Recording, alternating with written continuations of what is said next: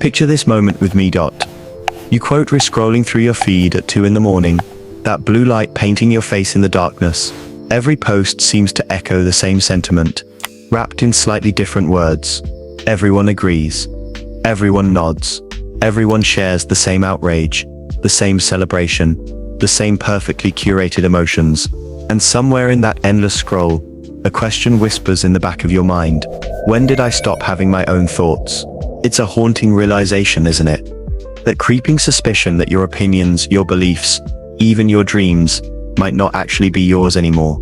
They've been borrowed, inherited, downloaded from the collective consciousness that surrounds us like invisible air.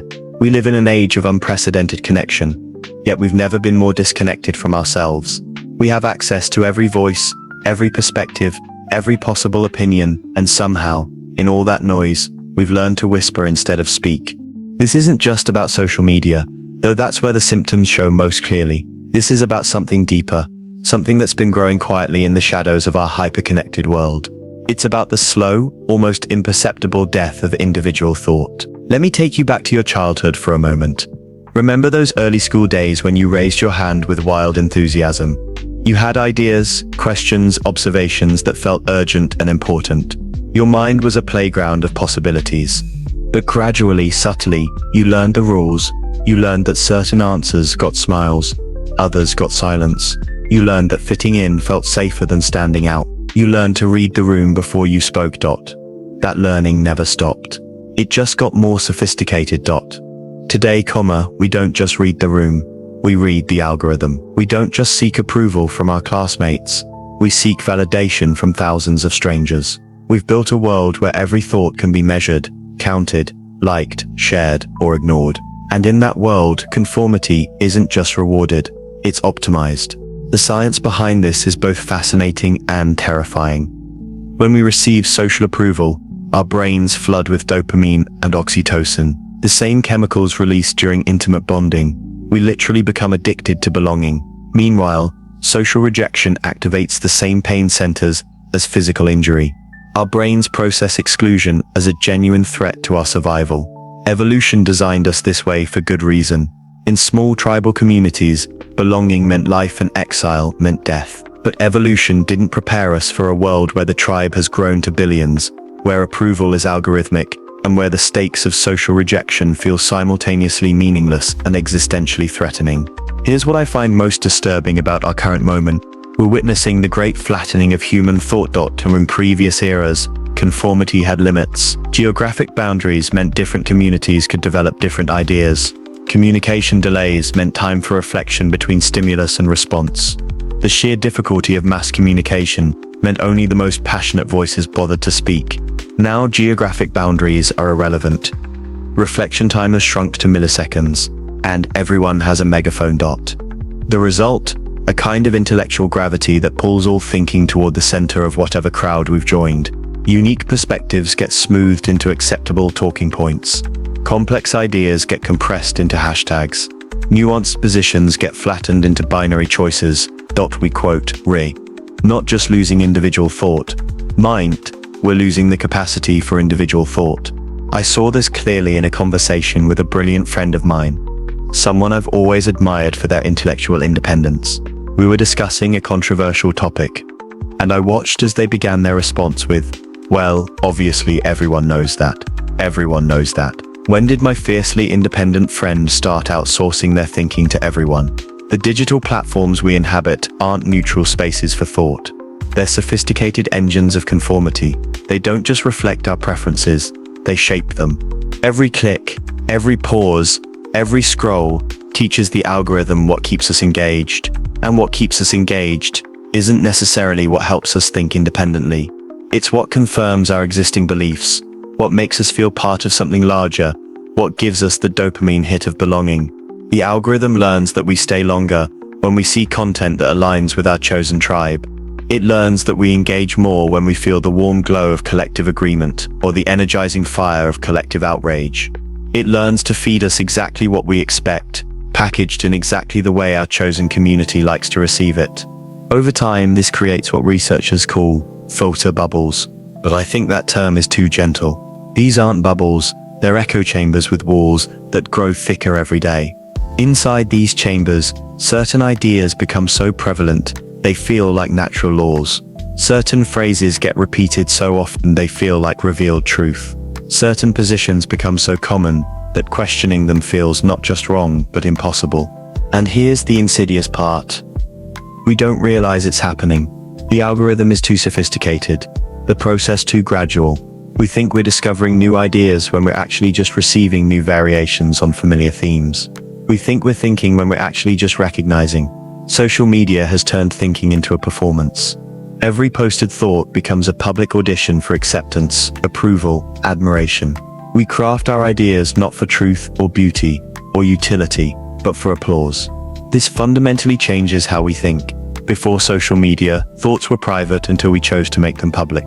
We could explore ideas in the safety of our own minds, follow them down strange paths, entertain possibilities. We might never defend. Now, every thought exists in potential public view. We think with an audience in mind. We self-edit before we even fully form an idea. We ask not what do I think, but what can I think that others will approve of. This performance pressure creates what psychologists call social desirability bias, the tendency to give responses that will be viewed favorably by others. But it goes deeper than bias. It actually rewires how we generate thoughts in the first place. We begin to think in terms of what will play well rather than what might be true. We reach for familiar formulations rather than fresh insights. We choose safe agreements over dangerous questions. The result is a kind of intellectual theater, where everyone is performing thoughts rather than actually thinking them. Here's something they don't tell you about reclaiming your individual thought. It's lonely. When you step away from the collective voice, the silence can be overwhelming. When you stop echoing popular opinions, the applause stops. When you start questioning shared assumptions, relationships strain. I remember the first time I publicly disagreed with something my chosen community held sacred. The response wasn't anger, that would have been easier to handle. It was bewilderment, disappointment, a kind of gentle pressure to come back to the fold. But I thought you understood, someone said to me. I thought you were one of us. The implication was clear. Independent thought was a form of betrayal. Questioning the group's wisdom was questioning your belonging in the group. This is the emotional blackmail of modern collectivism. It doesn't force compliance through obvious coercion. It creates compliance through the withdrawal of belonging. It makes independence feel like isolation. And for most of us, that's too high a price to pay. One of the most subtle casualties of our collective age is the death of productive disagreement. We've forgotten how to argue without attacking, how to disagree without demonizing, how to question without rejecting. In healthy societies, disagreement serves a crucial function. It tests ideas, reveals blind spots, prevents groupthink, and drives progress. But disagreement requires something we're losing: the ability to hold tension. Modern collectivism can't tolerate tension. It demands resolution, alignment, consensus. It treats disagreement not as a tool for discovery but as a threat to unity. So, we've developed a culture of agreement that masquerades as harmony but is actually stagnation. We agree not because we've thought things through, but because disagreement has become too costly. The tragedy is that this false harmony prevents real growth. Ideas that go untested become brittle. Assumptions that go unquestioned become dogma. Communities that can't tolerate dissent become cults. Recent research in neuroscience has revealed something troubling about how collective thinking affects our brains. When we're exposed to group consensus, our neural activity actually changes in ways that make us less likely to trust our own perceptions. In one famous experiment, researchers showed participants clearly incorrect information while telling them it represented the majority opinion. Brain scans revealed that exposure to this false consensus actually altered activity in regions associated with perception and memory. The participants weren't just saying they agreed with the majority, their brains were literally rewriting reality to match the group's version of truth. This suggests that conformity isn't just a social behavior, it's a neurological process. Prolonged exposure to collective thinking can actually impair our capacity for independent judgment. The implications are staggering. If our brains adapt to prioritize group consensus over individual perception, what happens to innovation? What happens to creativity? What happens to truth itself? Perhaps nowhere is the cost of collective thinking more visible than in the realm of creativity. Art, literature, music, and innovation All require the ability to see differently, to think outside accepted patterns, to risk being wrong or weird or wonderful. But creativity is inherently individual. It emerges from unique perspectives, personal experiences, unexpected connections that can only be made by minds that haven't been homogenized by collective thinking. When we lose individual thought, we don't just lose different opinions, we lose different ways of seeing entirely. We lose the capacity to surprise ourselves, to discover something genuinely new, to create something that didn't exist before. This is why so much contemporary culture feels recycled, why so many conversations feel repetitive, why breakthrough innovations seem increasingly rare. We're not just thinking the same thoughts, we're thinking in the same ways. But here's the beautiful, hopeful truth that runs counter to everything I've described. Individual thought is never truly lost. It may be buried, suppressed, or ignored, but it's always there, waiting. You can feel it sometimes, can't you? That little spark of disagreement when everyone else is nodding along. That quiet question that forms in your mind when everyone else seems certain. That sense that something important is missing from the conversation everyone else thinks is complete. That quote's your individual voice, still alive beneath all the collective noise. Reclaiming it isn't about rejecting every group or becoming a contrarian. It's about learning to pause before you echo, to think before you agree, to question before you conform. It's about creating space, physical space away from the crowd, mental space away from the noise, emotional space away from the need for constant approval. It's about remembering that your thoughts don't need to be popular to be valuable, don't need to be shared to be real, don't need to be applauded to be true. So how do we actually do this? How do we reclaim our individual thought in a world designed to absorb it? Start small, start private, start with questions only you can answer. What do you actually believe about the big questions in your life? Not what your community believes, not what you think you should believe, but what you actually believe when no one else is listening. What are you curious about that others seem to have settled? What assumptions does everyone around you make that you're not sure about? What questions occur to you that no one else seems to be asking?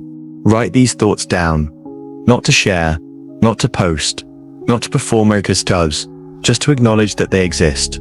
Just to remind yourself that you still have a voice that is entirely your own. Practice solitude, not loneliness. Solitude. Time alone with your thoughts, away from input, away from influence, away from the need to respond or react or agree. Practice disagreement. Start with small, safe disagreements about matters that don't threaten relationships. Practice the muscle of saying, I see it differently, or I'm not sure I agree, or simply, let me think about that. Practice curiosity over certainty. Instead of rushing to align with whatever position feels safest or most popular, practice sitting with uncertainty. Practice being comfortable with not knowing, with exploring, with questioning. Here, quotes what I've discovered in my own journey back toward individual thought. It changes everything. When you stop automatically agreeing with your chosen tribe, you start seeing the wisdom in other tribes. When you stop performing your thoughts, you start discovering what you actually think. When you stop fearing disagreement, you start having more interesting conversations. You become more creative because you're not constrained by what others expect. You become more authentic because you're not performing for approval. You become more interesting because you're not just echoing what others have already said. And surprisingly, you often become more connected to others, not through agreement but through the genuine exchange of different perspectives. People are hungry for real thoughts, real questions, real conversations. They're tired of the echo chamber too. In a world that profits from our conformity, individual thought is a revolutionary act. It's quiet revolution, but revolution nonetheless. Every time you pause before agreeing, you resist the machine designed to absorb your individuality. Every time you ask a question no one else is asking, you create space for new possibilities. Every time you trust your own perception over popular opinion, you keep alive the human capacity for independent judgment. This isn't about being difficult or contrarian or antisocial.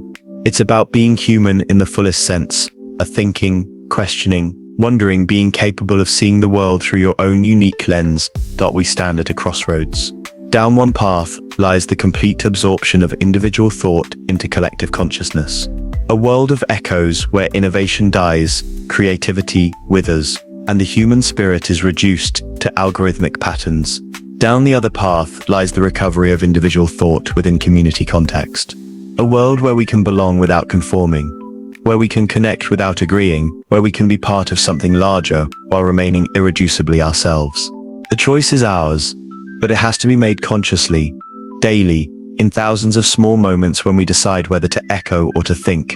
So I return to the question I started with, the question that might change everything if we let it. When was the last time you had a thought that felt entirely your own? If you can't remember, that's okay. Today can be the day you start remembering what it feels like to think with your own mind, to see with your own eyes, to speak with your own voice. The world needs your individual thought more than your collective agreement. It needs your questions more than your certainties.